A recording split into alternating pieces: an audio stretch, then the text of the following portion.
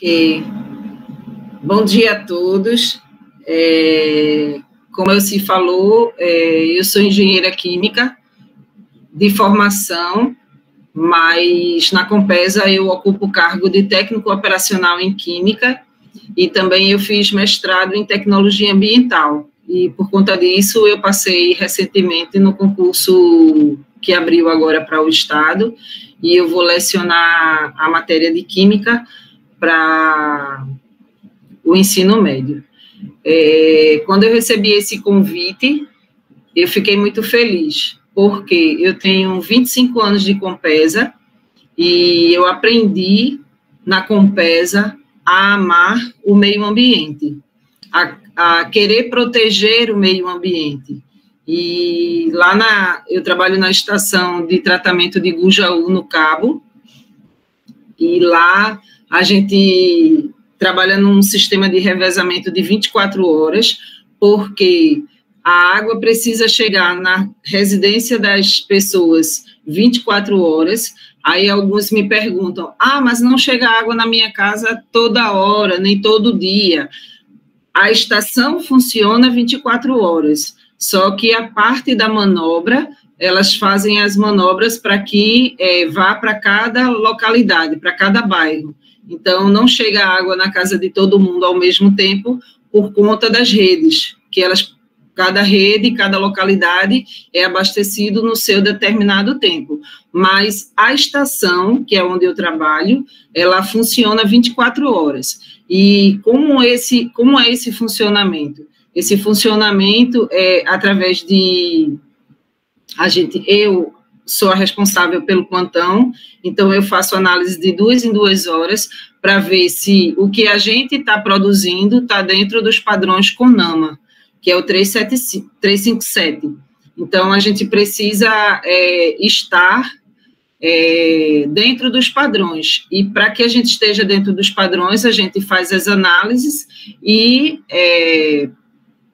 vê se está dentro dos padrões. Se não tiver, a gente corrige, trabalha os operadores, e aí a gente diz para eles quais os procedimentos que eles devem fazer para corrigir aquela água que está fora dos padrões. Mas ela tem que sair dentro dos padrões. Então, assim, para mim, como química, como ambientalista, eu fico muito feliz mesmo de falar sobre a água. Por quê? Porque a água, ela é um bem finito. Muitas pessoas acham que ela é infinito, mas ela é finita, e se a gente não tomar consciência, não usar conscientemente e não cuidar do meio ambiente para que propicie os mananciais a ter uma forma de correr naturalmente o seu curso e chegar nas estações de tratamento para poder ser tratado, para chegar na nossa residência, os nossos filhos, os nossos netos, os nossos bisnetos talvez não tenham o bem que a gente tem hoje. Então, que a gente possa, assim, ao longo dessa palestra, o meu intuito é passar para vocês, mostrar dados e mostrar como é tratar a água, para que a gente tenha cada vez mais consciência de cuidar da água e do meio ambiente. Tá bom? Então, vamos começar. Uso consciente da água e a escassez hídrica. Por que eu coloquei esse tema? O uso consciente da água é para que a gente tenha consciência de usar corretamente a água. E, atrelado a isso, a escassez hídrica, porque hoje a gente tem um problema muito grande de falta d'água. Então, uma coisa está atrelada à outra, porque a gente tem que usar consciente, porque a água está escassa. Então, a gente tem que ser realmente consciente e cuidador desse bem finito, frisando bastante. A água é um bem finito. Se não cuidarmos, ela vai acabar. Vamos começar mostrando para vocês a importância da água. Ela é essencial à vida dos seres vivos.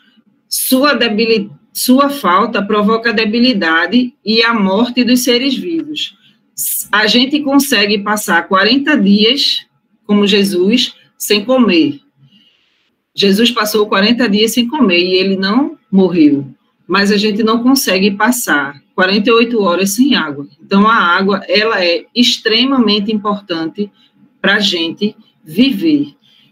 Ela também é essencial à manutenção do ecossistema do planeta. Todos os ecossistemas usam a água.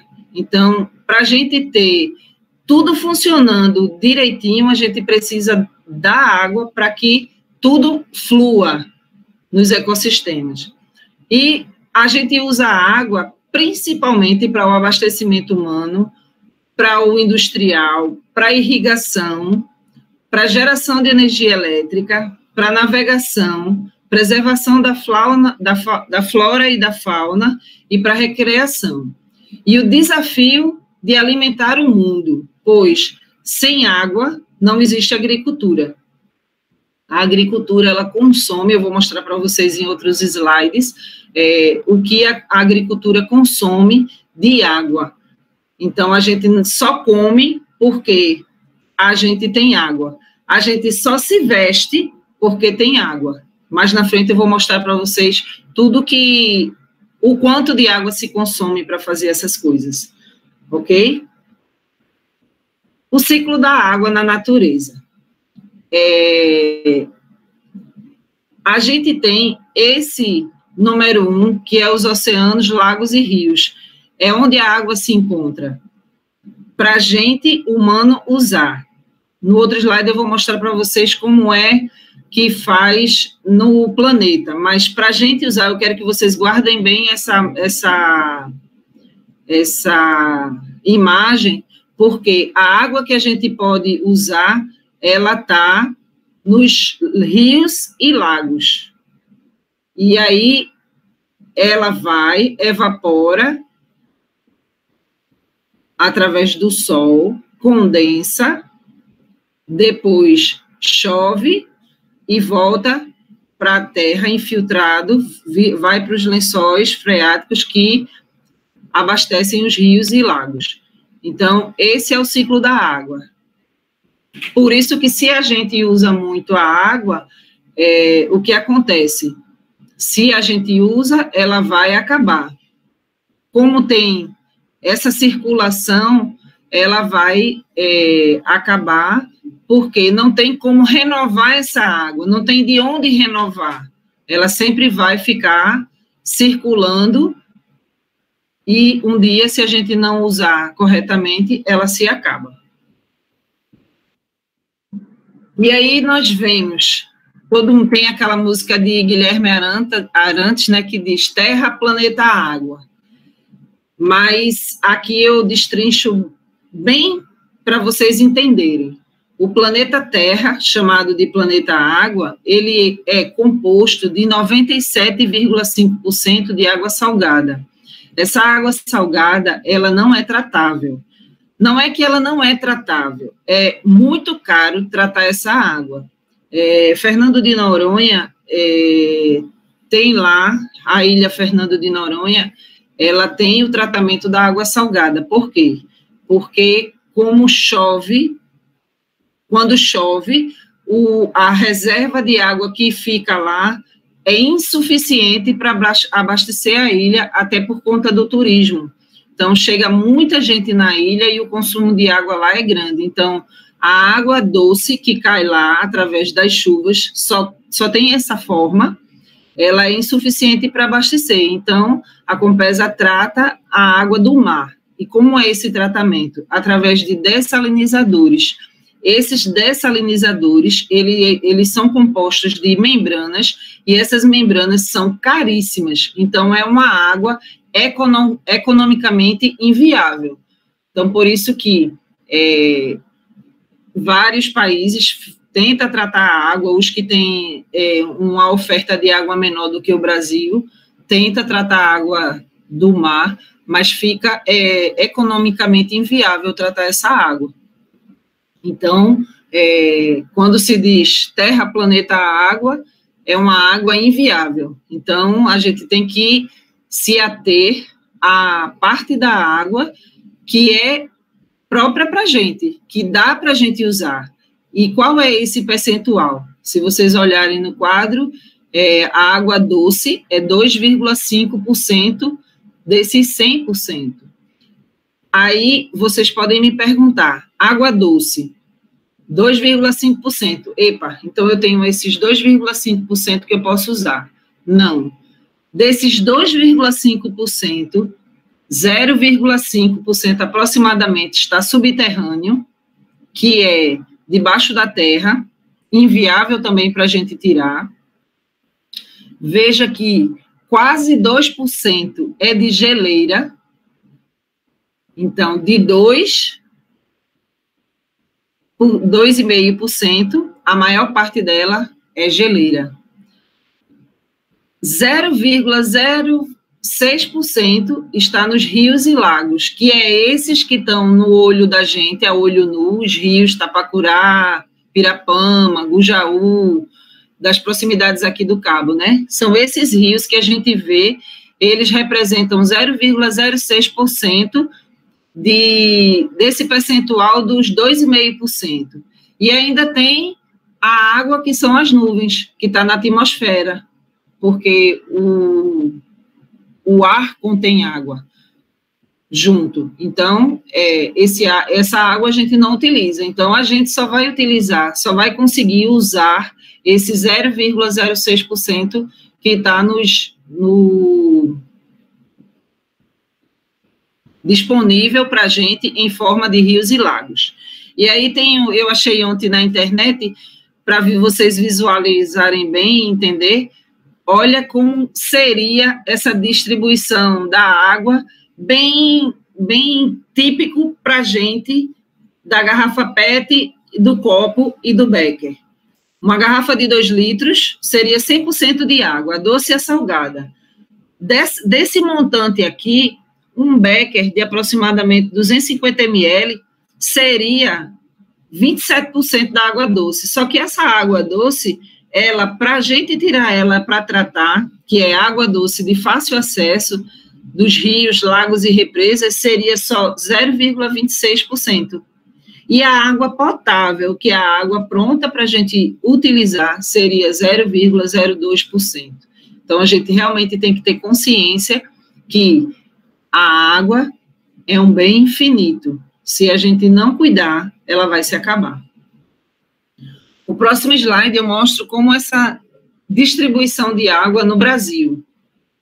O Brasil possui a maior disponibilidade hídrica do planeta, com 13,8% da água disponível. Então, quer dizer que a gente é privilegiado por termos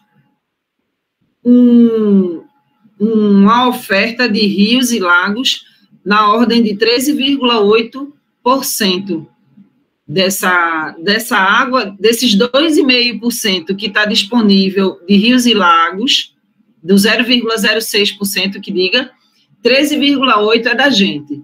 Só que a gente não tem essa água toda. Por quê? Se vocês lembrarem, a região norte, que está lá os Pantanais, eles detêm a maior parte dessa água, que é os 68%. E lá, a população corresponde a 7% da população brasileira. Então, a oferta de água é maior do que a população para consumir. Se a gente for observar o Nordeste, que é onde a gente mora, nós temos só disponível de água 3% e nós temos 29% da população brasileira mora na região Nordeste. Então, veja como tem uma defasagem de oferta de água para a população consumir. Então, vai faltar água. Fora isso, olha o desperdício de água tratada no estado. E isso é o que parte o coração. Eu vou me deter mais na região Nordeste.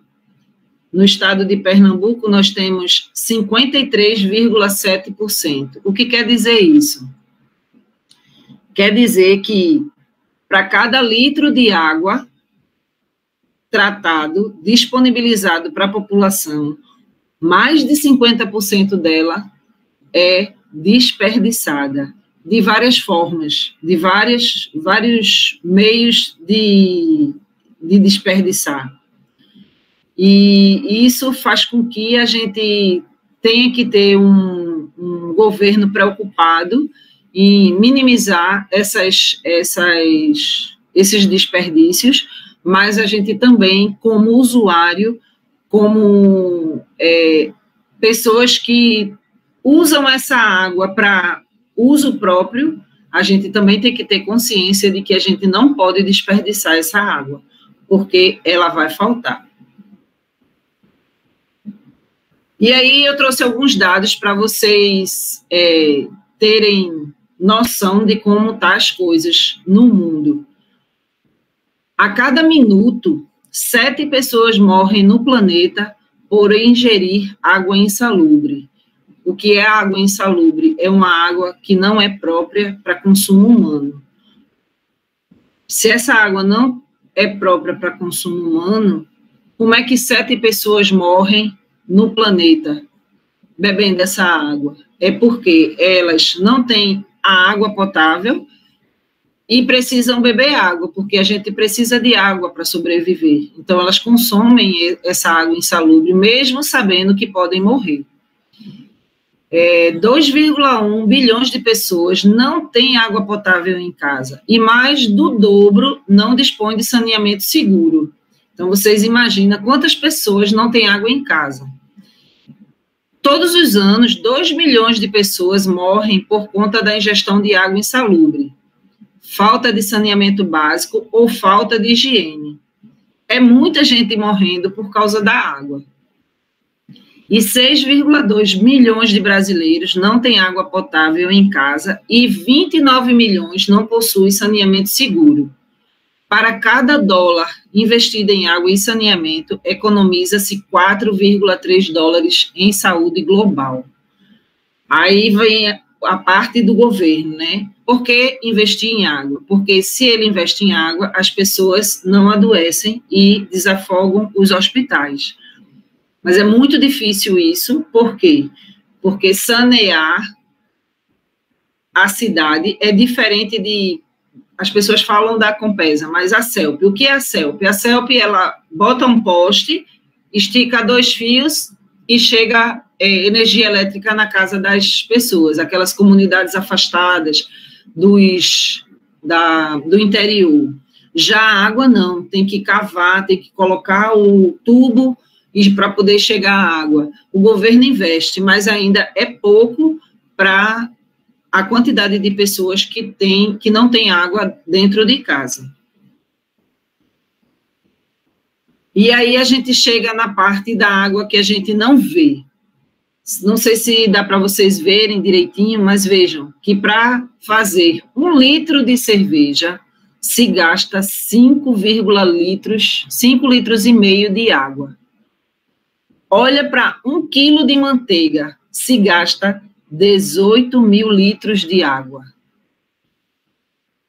Para fazer 1 quilo de queijo, 5.280 litros de água. Veja quanta água é usada para as coisas que a gente consome no dia a dia. Então, assim, a gente precisa ter consciência realmente, porque a gente precisa se vestir, a gente precisa comer, e tudo isso usa água. Isso é o que a gente usa. E a gente, como é? Cada brasileiro consome, em média, 200 litros de água por dia. E aí vocês vão ter noção dos gastos que a gente tem em casa. Para um banho de chuveiro elétrico de 30 minutos, são gastos aproximadamente 90 litros de água. E aí tem gente que vai para debaixo do chuveiro, bota o som, liga o celular lá no som e fica lá, né? Cantando, se ensaboando, shampoo no cabelo, hidratação e o chuveiro ligado. Tudo isso é gasto, gente. Tudo isso faz com que a gente se preocupe, porque esse é o desperdício de 53%, de mais de 53% que a região Nordeste tem. Então, a gente precisa, vai tomar banho, Abre, se molha, fecha, se ensaboa. Abre, tira o sabão, fecha, coloca o shampoo, e assim sucessivamente. Não deixar a torneira aberta. Tem gente que vai escovar o dente, aí fica se olhando no espelho, deixa lá a torneira aberta, fecha a torneira, escova os dentes, depois abre a torneira e faz o enxágue bucal. Por quê? Porque toda a água que você economizar, você está pensando não só em você, mas nas gerações futuras. E aqui tem que, para escovar os dentes em 5 minutos, com a torneira não muito aberta, não precisa estar a torneira toda aberta, não. É médio, gasta-se 12 litros de água. E essas descargas, as válvulas, né, das descargas do banheiro, quando a gente aciona, são 12 litros, enquanto as caixas de descarga dessa Deca, que a gente aperta na parede, são 12 litros. E as caixas acopladas, elas são 6 litros. Então, que a gente tenha consciência de quanto a gente está gastando de água, onde a gente pode economizar. E aí vem para a escassez hídrica, aquilo que eu falei para vocês, que o uso consciente da água tem que estar atrelado à escassez hídrica, porque a gente precisa ver aonde é que está acabando, aonde é que a água está indo embora. O que é que a gente está ajudando a água a ir embora? Onde a gente está ajudando? E aí eu trouxe uns tópicos para vocês, para que vocês reflitam sobre isso. A ocorrência de escassez hídricas em condições não naturais em qualquer parte do mundo pode ser resultante de uma combinação de fatores relacionados com a ação humana. O consumo crescente, muita gente, a população cada vez mais crescendo, o desenvolvimento econômico decorrente desse crescimento populacional e o aumento da produção em economias periféricas ou emergentes, os aumentos das atividades produtivas, a elevação de consumo de produto que utilizam mais águas na sua produção, entre outros. É aquela velha história. Ah, essa minha roupa, quero uma roupa nova, mas aquela roupa dá ainda para usar. Não, mas é porque eu preciso de uma calça jeans nova, eu preciso de uma blusa nova. Quanto de água foi necessário para fazer essa roupa? Então, é justamente isso que ele fala, elevação de consumo de produtos que utilizam muita água na sua produção. Quando você for comprar qualquer coisa, você olha para aquilo e veja que aquilo gastou água para ser produzido. Realmente é necessário eu comprar aquilo ou eu posso passar sem? Isso é uma reflexão. O ponto 2 é a poluição e degradação das reservas hídricas. A gente, na maior parte das atividades, a gente precisa da água doce para garantir a nossa existência. Mesmo assim, muitas atividades antrópicas contribuem para a diminuição dessa água, principalmente a poluição dos rios e mananciais, que se tornam inutilizáveis em um curto período de tempo. Uma das maneiras mais frequentes em que isso acontece é a poluição gerada pela deposição do esgoto ou pela poluição excessiva das cidades. Em lugares onde o saneamento básico ambiental não é adequado, esse quadro torna-se ainda mais dramático. É a gente sair daqui e ir ali no centro do Recife e olhar o rio Capibaribe. É um rio que precisa estar gritando, me socorra, me socorra, me socorra, porque as pessoas acham que o rio é depósito de lixo. Então, joga dentro do rio, dos canais, aí joga sofá, televisão, joga o lixo de casa. Lixo é no lixo. A água, o rio, é só para ir a água. E a água, o esgoto, tem que ser tratado para ser jogado no lixo. Tem gente que bota em casa a tubulação direto caindo no rio. Vai poluir e vai dificultar ainda mais. E vai degradar as reservas hídricas. Em áreas de aquíferos e reservas subterrâneas, a poluição do solo leva muitas vezes à intoxicação do lençol freático, que ajuda a abastecer o rio. Esse lençol, ele vai caindo dentro do rio. Se o solo é poluído, como é essa poluição do solo? Eu trabalho ali em Bujaú e eu vejo que as usinas, elas colocam, hoje mais a gente já vê com menos frequência, mas logo no começo, quando eu cheguei lá, eu via muito eles botando veneno para as pragas. E esse veneno, quando chove, ele vai para dentro da terra e cai no lençol freático. E ele vai poluir o lençol. Então, essa água vai ser contaminada. Então, a gente tem que ter consciência de que tudo que se faz tem uma reação. Isso que eu estou fazendo vai prejudicar o meio ambiente? Isso que eu estou fazendo vai prejudicar a captação de água?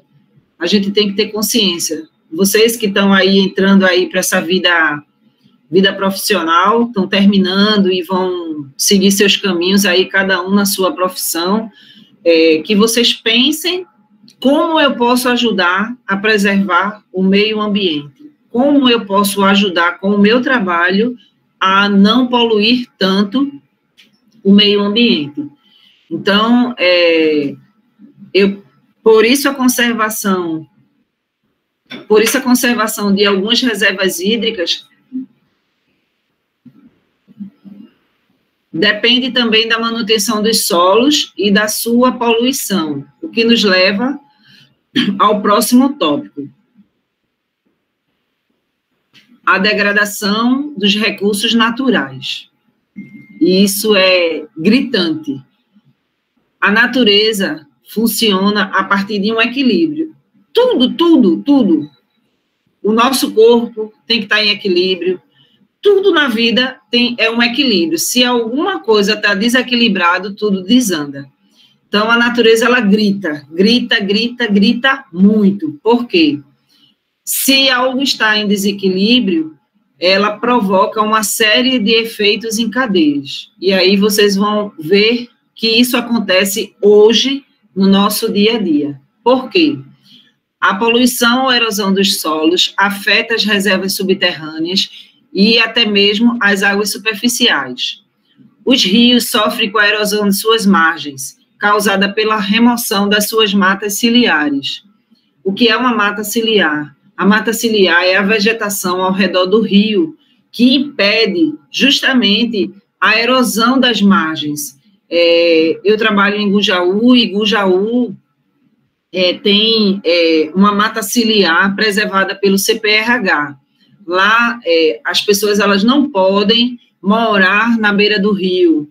Por quê? Porque é impedido por conta justamente dessa unidade de conservação. O CPRH, eles, junto com o CIPOMA, eles fazem uma fiscalização ferrenha para que o homem não acabe com a mata ciliar. Então, vocês vão ver mais na frente, que eu trouxe algumas fotos e vídeos para vocês verem como é lindo lá. Por quê? Porque é preservado. Já a barragem Pirapama não tem nenhum projeto de unidade de conservação, e aí o que é que acontece? A margem do rio é toda desmatada, as pessoas chegam lá e levam o carro no fim de semana, aí vai tomar banho de rio, faz festa, deixa a sua sujeirinha lá, na beira do rio, aquilo vai para dentro do rio e degrada o meio ambiente. Então, a gente tem que saber que as matas ao redor do rio, na beira do rio, ela protege aquele manancial, porque ela vai impedir que deposite a sujeira, os sedimentos no leito do rio, causando um assoreamento. Esses rios, muitos deles deixam de existir. Se vocês passarem sentido Vitória de Santo Antão e olhar o rio, eu acho que é o Capibaribe, para aquela banda de lá, vocês veem um monte de terra e aquele filetezinho de rio no meio lá, o que era para ser enorme, um curso de rio enorme, é aquele filetezinho de rio lá no meio e um monte de areia de um lado e um monte de areia do outro. Isso quer dizer que o rio ele está assoreado, ele está se acabando. E quem está fazendo isso? O homem. Eu, você, as pessoas que têm uma falta de conhecimento ou uma falta de educação ambiental e faz com que os rios sejam poluídos. A destruição de floresta com as queimadas e desmatamento também constitui um problema grave. Olha, gente, eu estou falando de coisas que acontecem hoje no nosso dia a dia. Alguém já viu uma queimada? Alguém já viu tirando alguma coisa na beira do rio? Isso são coisas do dia a dia. E isso são atos que as pessoas têm que têm uma reação, justamente de acabar com os rios, que eles são a fonte que abastece a estação de tratamento para poder a água chegar na nossa casa, entendeu? Então, por isso que a gente precisa se preocupar com isso, a gente precisa ter consciência de propagar isso, que a gente precisa preservar os rios. Como é que a gente preserva os rios? A gente não pode desmatar, a gente não pode morar na beira do rio, tem muita gente que bota as casas na beira do rio, aí quando vem aquela enchente, leva as casas todinha, porque todos os nossos atos do dia a dia faz com que aquele rio sofra. E, por conta disso, o que é que acontece? A vegetação possui a função de preservar as nascentes de grandes rios e também fornecer, em alguns casos, a umidade para a atmosfera, o que origina as chuvas. Eu trabalho lá em Gujaú e isso é muito nítido. Se vocês observarem, eu moro no Recife e vou para o Cabo. Eu saio de casa, sol quente e ferrenho. Quando eu chego no Cabo, em Gujaú, está chovendo. A gente diz que a chuva cai lá, só cai lá. Mas não, é porque a mata, como ela é preservada, essa mata ciliar existe lá muito, muito nítido, muito verde, então ela faz a umidade para originar as chuvas. Então, muitas vezes, nos outros cantos não tem chuva, e lá tem chuva por quê? Porque é um local preservado. O CPRH, ele ajuda a Compesa a preservar aquela mata que ajuda a preservar o rio, entenderam? Com a diminuição da cobertura vegetal em todo o mundo, a água vai se tornando cada vez mais escassa. E o último agravante são as mudanças climáticas. É tudo a questão assim de uma coisa vai resultando na outra. As mudanças climáticas, embora não seja consenso na comunidade científica, estão causando o aumento da temperatura da Terra como resultado da poluição e da intensificação do efeito estufa, o que caracteriza o aquecimento global. Com isso, embora o volume de água no planeta seja sempre o mesmo, o ciclo da água vem ocorrendo com uma frequência menor. Aquele ciclo que eu mostrei para vocês lá no começo do slide, ele vai ficando menor. Por quê? Porque vai diminuindo a água do rio. Então, se vai diminuindo a água do rio, o que é que vai acontecendo? Vai ficando mais quente, vai tendo mais poluição, aí o volume de água vai diminuindo, e aí a frequência do ciclo é menor. Causa secas severas e torna a falta de água um problema crônico. E aí a gente chegou na parte que eu vou mostrar para vocês como é tratar a água numa ETA. E o trabalho que dá. Eu peguei ontem de 7 horas da manhã e larguei hoje de 7 horas da manhã. São 24 horas de olho na água para que ela chegue na casa de vocês potável e que vocês possam consumir. Então, o meu objetivo é mostrar para vocês o trabalho que dá tratar essa água para chegar na casa de vocês. Então, a gente, para fazer as tarefas do dia a dia, a gente precisa da água e ela tem que CONAMA 357, que ela determina os parâmetros de potabilidade. E quais são esses parâmetros? A cada 2 horas eu faço análise de cor, de turbidez. Cor é o visual, é aquela água que você olha e faz assim, eita, que água suja, pronto. Isso é cor, são os sólidos suspensos na água. A turbidez é você botar o copo contra a luz e observar se essa luz chega no seu olho. Se ela não chegar, essa água não está própria. Então, a gente analisa cor, turbidez, pH. Por que eu preciso do pH? O pH é a capacidade que a água tem dos hidrocarbonetos. Então, eu preciso que esse pH esteja neutro, entre 6 e 7, para que, quando eu adicionar o produto químico, ele reaja bem e consiga retirar a sujeira da água. Então, esse pH, ele tem que estar neutro, não pode estar nem alcalino, nem ácido, porque aí não vai conseguir fazer com que haja a floculação, que eu vou explicar para vocês mais na frente. Então, a gente faz cor, turbidez, pH e o cloro, que a gente coloca no final para que desinfecte a água. Então, a gente faz essas análises a cada 2 horas, para que a gente veja se elas estão dentro desse com oxidação.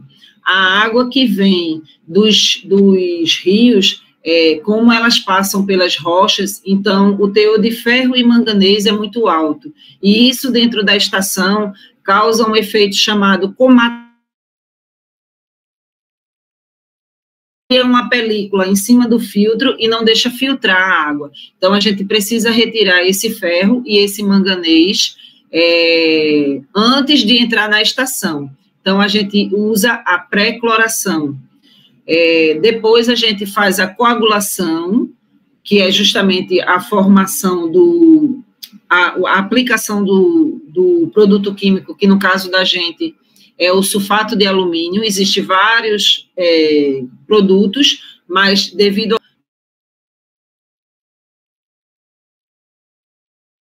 Então, a gente usa o sulfato de alumínio, depois a gente entra na floculação, depois que esse floco está formado, ele decanta nos decantadores, depois ele entra para filtração, que passa pelos filtros, aí depois ele recebe a desinfecção, que aí entra realmente o cloro para desinfectar, aquela água límpida, bem clarinha que está lá, não quer dizer que ela está própria para consumo humano, não, ela precisa ser desinfectada, os micro-organismos, as sujeiras que tem na água dos micro-organismos, eles precisam morrer para poder chegar na casa da gente.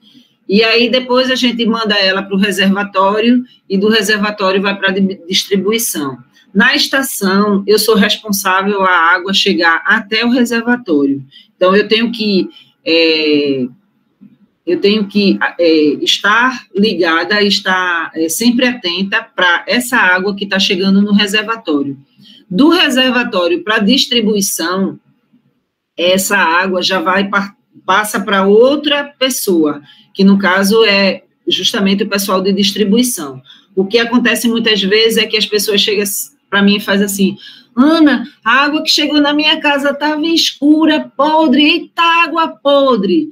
Aí, tu tá tratando a água muito ruim, olha, tá podre o tratamento. Aí, muitas vezes eu tenho largado, e aí, o que acontece? Eu chego e digo, minha gente, o problema não foi na estação, o problema foi na distribuição. Por quê? Como as tubulações são antigas, então essas tubulações, muitas delas têm furos, partida, quebrada, aí o que é que acontece? Falta água, entra o ar, entra a sujeira, entra tudo que não presta ali dentro daquele cano. E aí, quando chega a água, aí o que é que acontece? a água ela vai empurrar o ar, a água vai empurrar a sujeira para onde?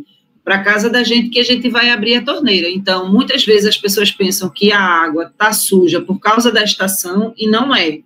É por causa de que faltou água, e essa tubulação estava suja e levou a sujeira para dentro da casa da gente. Quando a gente abriu a torneira para lavar uma roupa,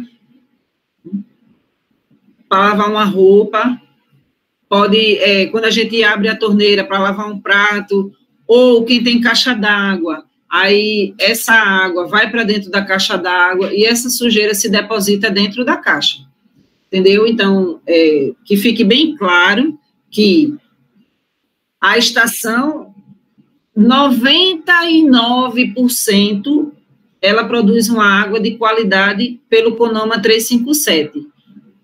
99% da água suja que chega na casa da gente, o problema está nas tubulações. E aí, Pirapama, as tubulações são novas. Na minha casa lá em Recife, eu moro em apartamento lá, a água chega limpinha, limpinha. Por quê? Porque a tubulação de Pirapama é uma tubulação nova. Ela tem... Eu fui para Pirapama em 2010, então tem 10 anos essas tubulações. Então, a tubulação, a água chega limpinha, limpinha, limpinha. Dificilmente chega uma água suja na minha casa. Em compensação, eu tenho uma casa aqui em Curcurana, em Barra de Jangada, que vem água de Igujaú. Durante a semana, chega 2, 3 vezes água suja. Por quê? Eu, com o conhecimento que eu tenho, muitas vezes eu larguei, sei que deixei a água limpa na ETA, que não teve nenhum problema, mas a água está chegando suja. Aí minha irmã chega e faz...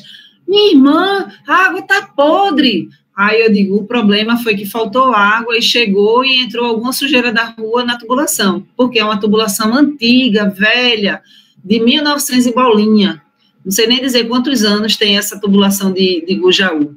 Então, e assim é com a tubulação do Cabo, assim é com a tubulação de Itapacurá, que são estações antigas, que as tubulações são antigas e que ocorrem constantemente esses problemas. Apesar de todo o investimento da empresa, de tentar trocar essas tubulações, mas aí acarreta em fazer buraco, trocar tubulação, etc, etc, que vocês mais ou menos já sabem, quando passa na rua, né, que tem uns buracos na rua aí, da Compesa, todo mundo diz, meu marido diz assim, ó, a tua Compesa fazendo buraco, e eu fico passada com ele, mas vamos para frente. E aí a gente chega para mostrar para vocês as etapas do tratamento. Eu vou mostrar Igujaú, porque é lá que eu trabalho, e Pirapama, que eu já trabalhei lá também. E aí vocês veem que maravilha. A mata ciliar, assim, bem forte, bem nítida, bem linda, protegendo o nosso rio. Aqui tem 2 imagens, porque eu estou mostrando a estação, a barragem, quando está no verão, a água mais limpa, e aqui, essa daqui, mais amarelinha, é a água barrenta quando chove. Por quê? Ela chove, lava o entorno do chão, e aí o que é que acontece? Toda a sujeira vai para dentro do rio. Então, essa mata, ela protege justamente isso, não cair as coisas sujas dentro do rio. Então, o barro é simples de tirar, é muito fácil tirar barro. Só é botar sulfato, que é água limpa, tá certo? A gente faz a captação. O que é a captação? Ela passa por um sistema de grade que vai impedir de passar animal morto, folha, essa vegetação aqui que está perto dessa grade, a grade, ela justamente, ela protege dessa vegetação entrar na estação, entendeu? Então, a gente precisa que tenha a grade na entrada antes da bomba, antes da tubulação. Quando a barragem tem bomba, antes da bomba tem a grade. Aqui em Igujaú é por gravidade. Então, a água que está no rio, ela desce por gravidade para a estação. Então, tem uma grade aí que faz com que fique tudo que é grande, fique preso na grade e passe só a parte líquida para a gente tratar.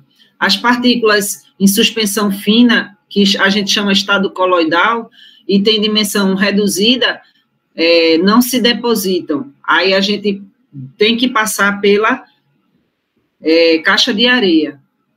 A gente passa pela grade e pela caixa de areia, porque a gente quer só a parte líquida para tratar. E aí temos dois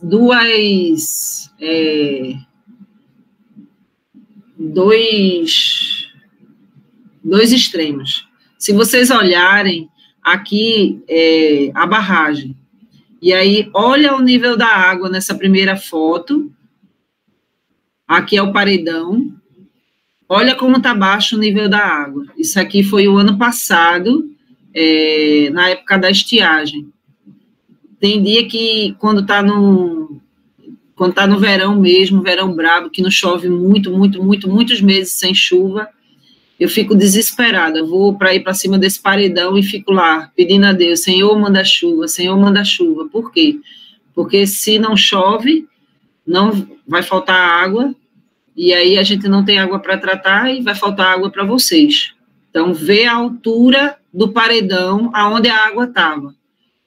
E aqui, um mês depois, choveu, a chuva chegou, e olha que lindo, a barragem vertendo, a gente chama a barragem verteu. E aí, para explicar para muitos, aí diz assim, a barragem vai estourar, a barragem vai estourar. Gente, a barragem não estoura, a barragem verte. A Compesa, ela tem um setor que cuida só de barragens, e eles ficam monitorando essas barragens. Existe lá embaixo, eu vou mostrar para vocês num videozinho, uma válvula que a gente abre, entendeu? Quando está com muita água, que a gente vê que está demais, aí abre também lá embaixo, que é também onde dá a descarga de fundo da barragem, e não existe perigo de a barragem estourar. Eu fico escutando, às vezes até minha própria família fala, choveu, a barragem vai estourar. Eu digo, minha gente, não é estourar a barragem, é verter. Isso é bom, porque essa água que está passando por cima da barragem, ela vai abastecer outro rio. Ela encheu o rio Gujaú, que é Gujaú e Sicupema junto, e ela agora vai encher outro rio mais na frente, que se junta com o rio Pirapama lá na frente, e aí vai abastecer as outras cidades, entendeu? Então, isso é muito bom. Encheu tanto que verteu, essa água agora vai para outro rio, entendeu? Então, assim, que deixa claro para vocês, justamente que, quando chove, não tem problema de barragem vai estourar, não existe isso. A Compesa, ela cuida das suas barragens. Se um dia isso fosse acontecer, isso seria comunicado à população, entendeu? Antes disso, existe o setor que cuida disso, que fica monitorando, se tem que fazer algum reparo, isso é feito justamente para que não aconteça isso. E agora eu vou passar um videozinho para vocês, para mostrar como é lindo Gujaú.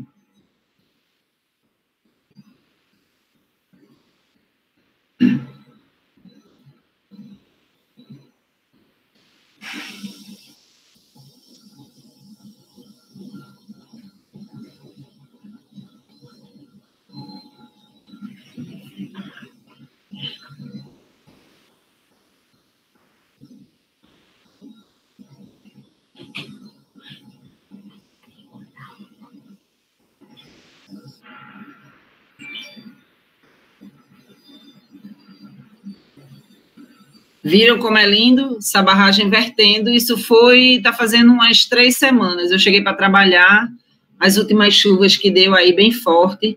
Quando eu cheguei para trabalhar, estava essa coisa linda, aí estava a notícia lá, a barragem está vertendo, a barragem está vertendo. Aí eu corri lá e filmei, postei nas minhas redes sociais a alegria de ver a chuva, né? Eu fico muito feliz quando chove, justamente porque eu sei que a gente vai ter água para tratar. E aí nós vamos para as etapas de tratamento. Aqui, essa da esquerda, essa foto da esquerda, é a água entrando onde tem a grade de barra. E aqui é a caixa de areia. Aí vocês veem a água entrando na estação para poder entrar no tratamento. Até aí ela não recebeu tratamento nenhum, ela só está entrando na estação, ela deixou a vegetação para trás, deixou a areia para trás, para poder começar o tratamento. E aí nós temos a coagulação, que foi o que eu falei para vocês.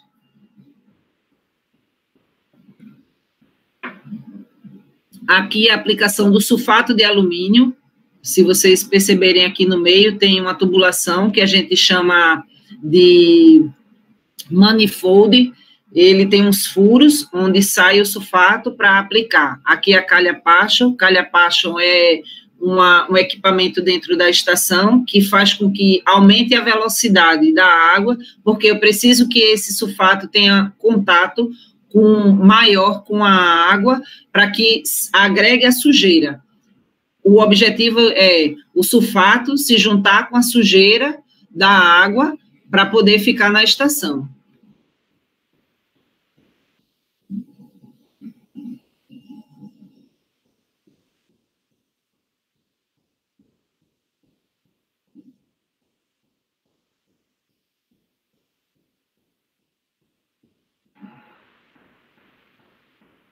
Viram como a água passa bem ligeiro? Eu preciso justamente dessa velocidade, porque aí eu tenho a certeza que o sulfato de alumínio teve contato com toda a sujeira. Depois disso, nós temos os floculadores. O que é o floculador? O floculador é o local onde vai ser formado esse floco. O sulfato, junto com a sujeira, vai formar um floco. Existem os flocos grandes, que a gente chama sólidos sedimentáveis, e os flocos suspensos, que são os flocos fininhos. Nas próximas etapas, esse floco grande vai ficar e esse floco pequeno também vai ficar.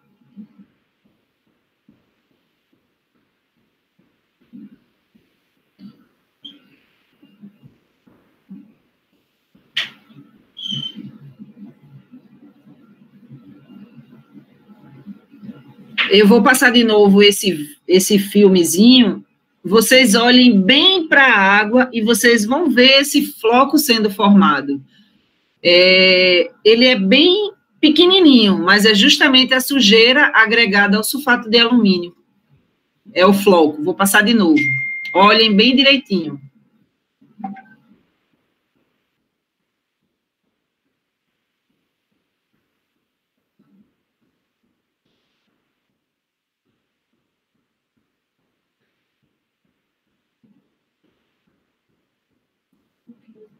E agora nós vamos para a decantação. Eu estou mostrando aqui 3 formas para vocês.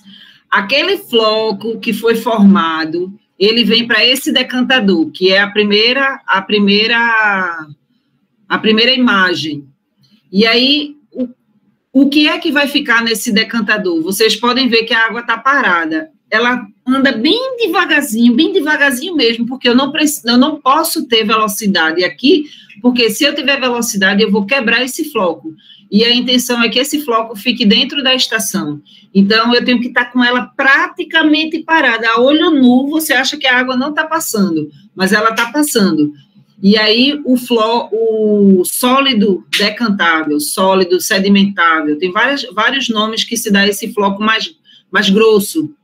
Ele se deposita aqui no decantador. E aqui, ao lado, vocês têm o decantador limpo. Eu tirei uma foto de quando foi lavado. A gente limpa a cada 2, 3 meses, a gente para o decantador para limpar. E aqui tem o decantador, o lodo. Essa parte daqui se chama lodo. É justamente esse floco que sedimentou, esse sólido sedimentável, ele vai se depositando no fundo do decantador e forma o lodo, entenderam? Depois do decantador, o sólido fino, o sólido suspenso, aquele que não conseguiu ficar no decantador, ele passa para a próxima etapa do tratamento, que se chama os filtros. Os filtros, ele é formado de cascalho, areia e brita, e ele vai grudar, o sólido suspenso, ele vai grudar na areia, no cascalho, na brita, para não passar para a próxima etapa, que no caso é a reservação. Aí eu tenho o filtro cheio da esquerda, a primeira foto da esquerda, eu tenho o filtro vazio, que é a areia, se vocês observarem, a última camada do filtro é a areia. Eu tenho do lado direito o filtro cheio, e eu tenho aqui a lavagem dos filtros, essa foto de baixo, a lavagem dos filtros. Eu vou passar um filmezinho para vocês, para mostrar a sujeira que sai dos filtros. Ele é lavado com água limpa, para que solte da areia toda a sujeira que veio do decantador, que passou para o filtro, aí essa sujeira gruda na areia, no cascalhinho, e quando eu lavo o filtro, aí essa sujeira é tirada. E aí vocês vão ver como é vermelho lá em Bujaú. Por quê? Vermelho é indicativo de ferro. Esse ferro, ele é pré-oxidado lá no início do tratamento, aquilo que eu falei para vocês, que a gente bota cloro no início do tratamento para tirar o ferro e o manganês, justamente por quê? Porque eu preciso que esse ferro fique aí, no decantador, no filtro, e não passe para a casa do usuário. Por quê? O CONAMA 357 me pede que eu não posso ter mais do que 0,2 ppm de ferro na água tratada. Então, normalmente lá em Bujaú, o máximo que a gente sai é com 0,1. Então, a gente consegue realmente retirar esse ferro e esse manganês e deixar na estação, mas a gente só consegue porque coloca a pré-cloração. Vamos assistir o videozinho de lavagem do filtro. Eu vibro com isso.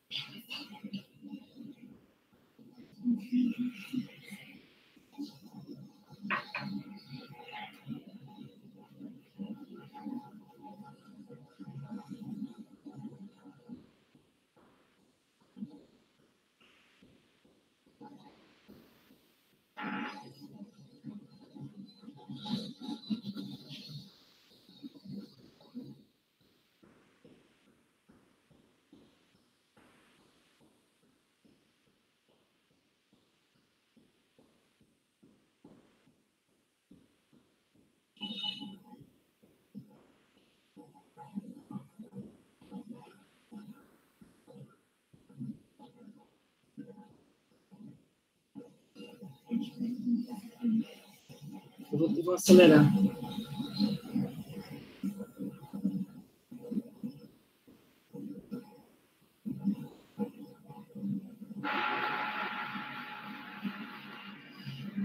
Viram como sai suja a água dos filtros? Esse é o sólido que não ficou no decantador. Eu vou dar uma corridinha aqui, porque o horário está... Se deixar, eu falo 2, 3 horas, porque eu amo falar sobre tratamento de água, sobre meio ambiente, mas eu vou dar uma corridinha aqui para a gente terminar para as perguntas. E aí, o lodo que foi depositado no decantador, e esse lodo que saiu, essa sujeira, esse lodo também que saiu da lavagem dos filtros, eles vão para os adensadores de lodo. Justamente, esse é lá de Pirapama. A gente coloca essa água aí, por quê? Porque o lodo, ele é composto 99% de água e 0,1% de sólido. Então, se a gente retirar essa água, a gente vai não tá jogando no meio ambiente nem a sujeira, e a água volta para a ETA, que é o mais viável, né? O mais indicado é você fazer essa recirculação da água, ela volta para o início do tratamento como água bruta, que é uma água sem produto. E aí vem a desinfecção na casa de química, existem cilindros de 900 e essas carretas, como lá a vazão de Pirapama é 5.000 litros por segundo, usa as carretas. Lá em Bujaú é 1.000 litros por segundo, então usa os cilindros de 900. Esses cilindros de cloro, ele chega na estação na forma líquida, embaixo ele tem um líquido, aí a gente acopla ele a evaporadores e aí ele sai na forma de gás. A gente puxa ele na forma de gás, e aí a gente coloca na água para desinfectar, para tirar os micro-organismos patogênicos, as algas, as bactérias, para que não passe para o reservatório. Aqui é o reservatório de Pirapama e a tubulação que leva para casa da gente. Meu trabalho se encerra aqui, no reservatório. Eu sou responsável até a água chegar aqui. Daqui para frente já é outra parte da Compesa, que é a parte de distribuição. E aí eu vou passar bem rápido com coisas que a gente faz no dia a dia, né, gente? Lavar a calçada, lavar carro com a mangueira, torneira aberta para lavar prato, escovar os dentes com água aberta, a torneira aberta, chuveiro cantando, né, celular lá para ficar cantando debaixo do chuveiro, torneira aberta quando vai lavar roupa. Ninguém faz isso depois de hoje, né? Ninguém, eu acredito que ninguém mais vai fazer isso. Aprenderam que a gente tem que economizar água, então esses desperdícios em casa vai chegar e vai dizer, olha, dá um trabalho danado para tratar essa água, mãe, tia, avó, seja quem for. Não vamos deixar a torneira aberta.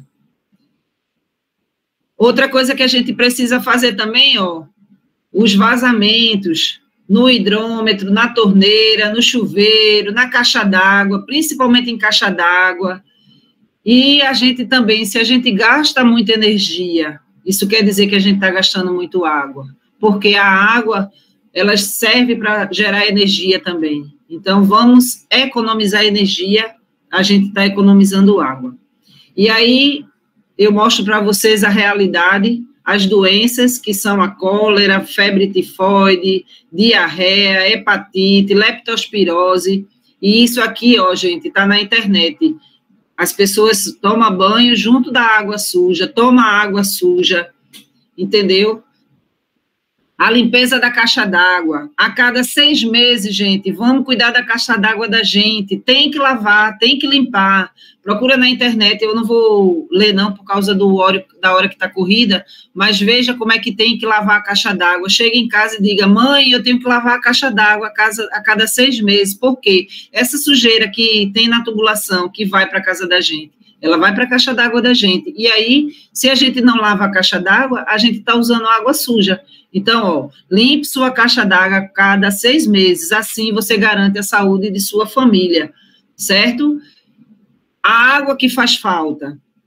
Olha quanta gente. Alguém já viu essa cena aqui, ó? Um monte de gente com os tambor para pegar água. Quem nunca viu isso, principalmente no interior? Principalmente no interior. A oferta aqui na cidade é um pouco maior, mas no interior isso é muito comum. Cidades afastadas. A água, o maior bem da terra. Preserve. Obrigada. Obrigada à Escola Técnica pelo convite e o governo do estado de Pernambuco também por essa palestra.